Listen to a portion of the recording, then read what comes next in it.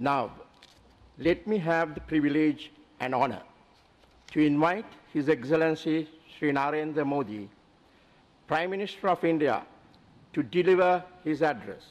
Your Excellency, please.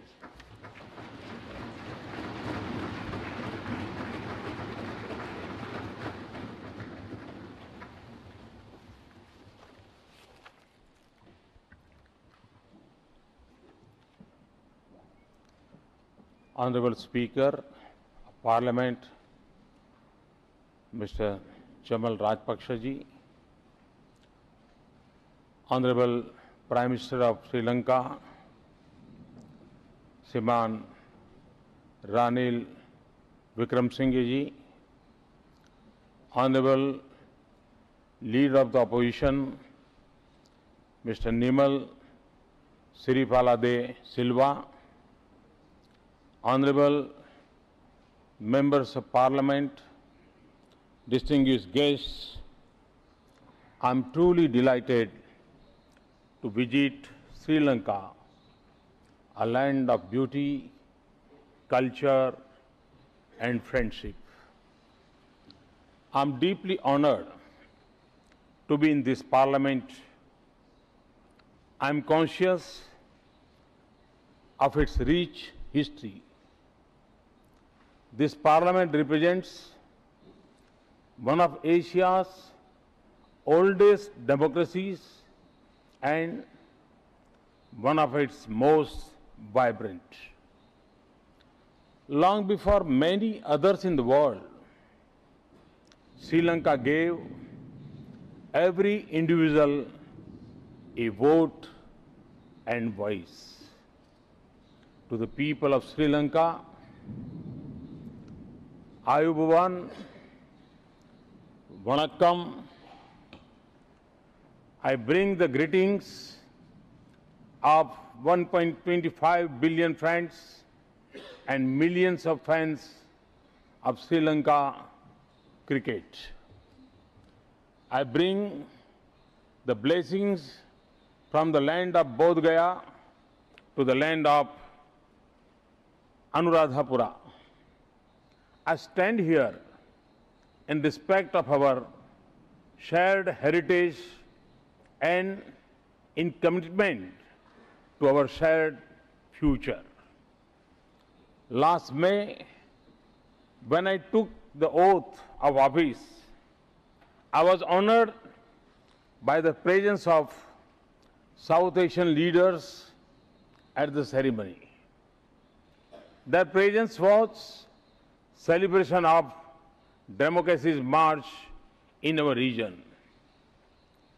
I was also recognition of our common destiny. I am convinced that the future of any country is influenced by the state of its neighborhood. The future that I dream for India is also the future that I wish for our neighbors. We in the region are on the same journey to transform the lives of our people.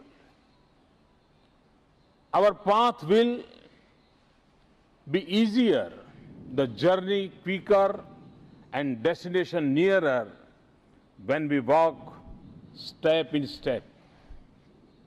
As I stand here in Colombo and I look north toward the Himalaya, I marvel at our region's uniqueness of our rich diversity and our common civilizational links. We have been formed from the same elements and from our interconnected histories. Today, we stand together as proud independent nations, sovereign and equal. India and Sri Lanka do not have a land boundary, but we are the closest neighbors in every sense. No matter where you look in India or Sri Lanka, the many strands of our links, religion, language, culture, food, customs, tradition, and epic come together into a deep and strong bond of familiarity and friendship. Ours is a relationship that is beautifully defined by the journey of Mahindra and Sanghmitra. They carried the message of peace, tolerance, and friendship more than 2 millenniums ago. It is evoked by Kannagi, the central character of the great Tamil epic Silapathikaram, who is worshipped as a goddess, the Patini. In Sri Lanka, it lives in the Ramayana trail in Sri Lanka. It expresses itself in devotion at the Dargah of the Nagore, Anandavar, and the Christian shrine of Velankani. It is reflected in the friendship of Swami Vivekananda and Anagarik Dharmapal, the founder of the Mahabodhi Society in Sri Lanka and India. It lies in the work of Mahatma Gandhi's followers in India and Sri Lanka. Above all, our friendship thrives through the interwoven lives of ordinary Indians and Sri Lanka. Our independent life began at about the same time. Sri Lanka has made remarkable progress since then. The nation is an inspiration for our region in human development. Sri Lanka is home to enterprise and skill and extraordinary intellectual heritage. There are businesses of global class here. Sri Lanka is a leader in advancing cooperation in South Asia. And it is important for the future of the Indian Ocean region. Sri Lanka's progress and prosperity is also a source of strength for India. So, Sri Lanka's success is of great significance to India. And as a friend, our good wishes and our support and solidarity have always been with Sri Lanka. And it will be always be there for you. For all of us in our region, our success depends on how we define ourselves as a nation. All of us in the region, indeed every nation of diversity, have dealt with the issues of identities and inclusion, of rights and claims of dignity and opportunity for different sections of our society. We have all seen its diverse expressions. We have faced tragic violence. We have encountered brutal terrorism. We have also seen successful examples of peaceful settlements. Each of us has sought to address these complex issues in our own ways. However, we choose to reconcile them. To me, something is obvious. Diversity can be a source of strength for nations. When we accommodate the aspirations of all sections of our society, the nation gets the strength of every individual. And when we empower states and districts and villages, we make our country stronger and stronger. You can call this my bias. I have been a chief minister for 13 years, a prime minister for less than a year. Today, my top priority is to make the states in India stronger. I am a firm believer in cooperative federalism.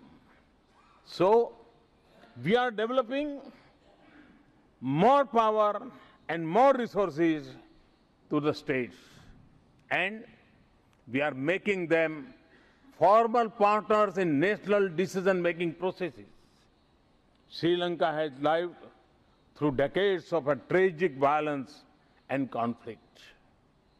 You have successfully defeated terrorism and brought the conflict to an end. You now stand at a moment of historic opportunity to win the hearts and heal the wounds across all sections of society. Recent elections in Sri Lanka have reflected the collective voice of the nation, the hope for change, reconciliation, and unity. The steps that you have taken in recent times are bold and admirable. They represent a new beginning. I am confident of a future of Sri Lanka defined by unity and integrity, peace and harmony, and opportunity and dignity for everyone. I believe in Sri Lanka's ability to achieve it.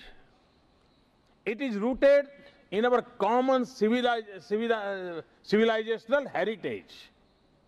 The path ahead is a choice that Sri Lanka has to make. And it is a collective responsibility of all sections of the society and of all political streams in the country. But I can assure you of this, for India, the unity and integrity of Sri Lanka are paramount.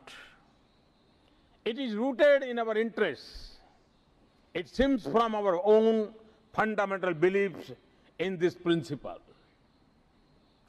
Honorable Speaker and distinguished members, my vision of an ideal neighborhood is one in which trade, investments, technology, ideas, and people flow easily across borders. When partnerships in the region are formed with the ease of routine. In India, the growth momentum has been restored.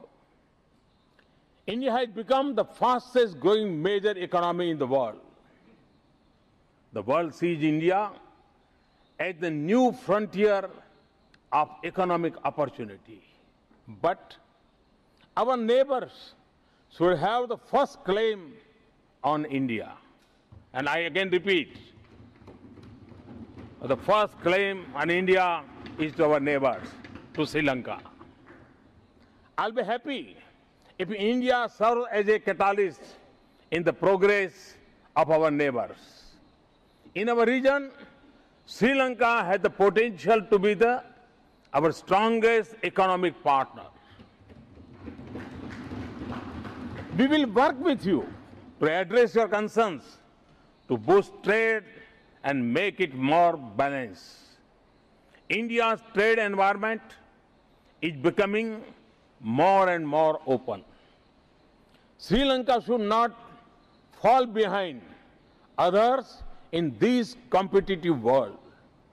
That is why we should conclude an ambitious, comprehensive economic partnership agreement. India can also be a natural source of investments for exports to India and elsewhere, and to build your infrastructure. We have made good progress today. Let us work together to harness the vast potential of ocean economy. Our two nations must also take the lead in increasing cooperation in the South Asian region and the linked BMISTIC region. Connecting this vast region by land and sea, our two countries can become engines of regional prosperity. I also assure you of India's full commitment to development partnership with Sri Lanka. We see this as a responsibility of a friend and a neighbor. India has committed $1.6 billion in development assistance. Today, we have committed further assistance of up to $380 million to the railway sector. We will continue our development partnership. We will be guided by your government, and we will do so for the same level of transparency that we expect in our own country. Last month, we signed the agreement on cooperation in peaceful use of the nuclear energy.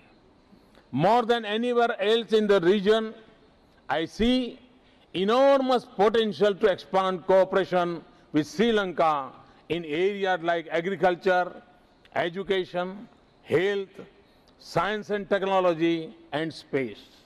Indeed, we are limited only by our imagination. We hope that Sri Lanka will take full benefit of India's satellite for the SAARC region. This should be in space by December 2016. People are at the heart of our relationship. When we connect people, bonds between nations become stronger. That is why we have decided to extend the visa on arrival facility to Sri Lankan citizens.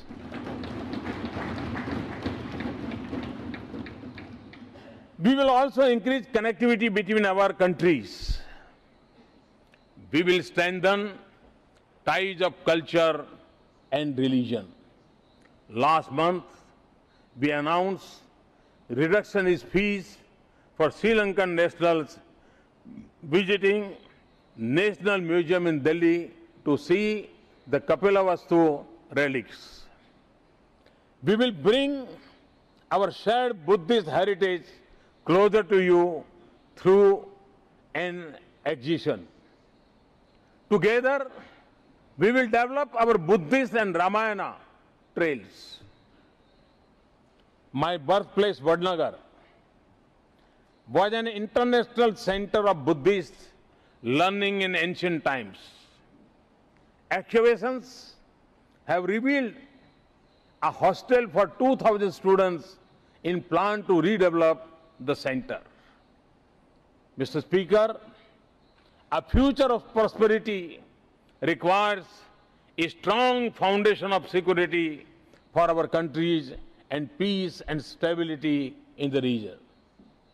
The security of our two countries is indivisible. Equally, our shared responsibility for our maritime neighborhood is clear. India and Sri Lanka are too close to look away from each other, nor can we be insulated from one another. Our recent histories have shown that we suffer together and we are more effective when we work with each other. Our cooperation helped deal with the devastation of tsunami in 2004. As a Chief Minister, I was pleased to share our experience in reconstruction after the Bhuj earthquake in 2001. Our cooperation is also integral to our success in combating terrorism and extremism. For both of us, local threats remains, but we see threats arising in new forms and from new sources. We are witnessing globalization of terrorism. The need of our cooperation has never been stronger than today. The Indian Ocean is critical to the security and prosperity of our two countries, and we can be more successful in achieving these goals if we work together, build a climate of trust and confidence, and we remain sensitive to each other's interests. We deeply value our security cooperation with Sri Lanka. We should expand the maritime security cooperation between India, Sri Lanka, Maldives to include others in the Indian Ocean area. I often say that the course of the 21st century would be determined by the currents of the Indian Ocean. Shaping its direction is a responsibility for the countries in the region. We are two countries at the crossroads of the Indian Ocean. Your leadership and our partnership will be vital for building a peaceful, secure, stable and prosperous maritime neighborhood. In our deeply interconnected lives, it is natural to have differences. Sometimes it touches the lives of ordinary people. We have the openness in our dialogue, the strength of our human values, and the goodwill in our relationship to resolve them. Mr. Speaker, Sri Lanka and India are at a moment of a great opportunity and responsibility for realizing the dreams of our people. This is also a time for renewal in our relationship, for a new beginning and new vigor in our partnership. We have to ensure that our proximity always translates into closeness. We were honored that President Sirisena chose India as its first destination last month.